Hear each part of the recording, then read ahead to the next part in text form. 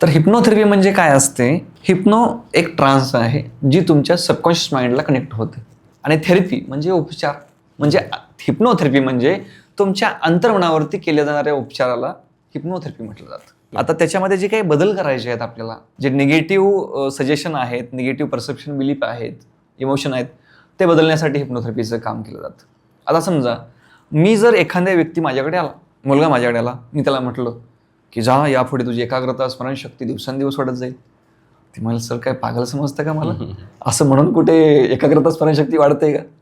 म्हणजे काय की तुमचं जे कॉन्शियस माइंड आहे ना, पॉझिटिव्ह सजेशनला पण नाकारतं. मग त्यावेळेस ते जे डाऊटफुल कॉन्शियस माइंड आहे त्याला बाजूला सारून, त्याला थोडक्यात त्याची शक्ती कमी करून, त्याला क्षीण करून, मनाला अर्धजागृत अवस्थेत नेऊन डायरेक्ट पॉझिटिव्ह सजेशन हे व्यक्तीच्या डायरेक्ट अंतर्मनामध्ये पाठवणं याला हिप्नोथेरपी म्हटलं जातं. ओके. म्हणजे मग त्या सजेशन त्या पद्धतीने काम करतात. आता माझ्याकडे भरपूर तसे रिझल्ट आहेत की जे नापास झालेले विद्यार्थी मोठमोठ्या पदावरती पोहोचले, 40% वरून 90-80% पर्यंत मुलं पोहोचली. अशी भरपूर उदाहरणं आहेत. का?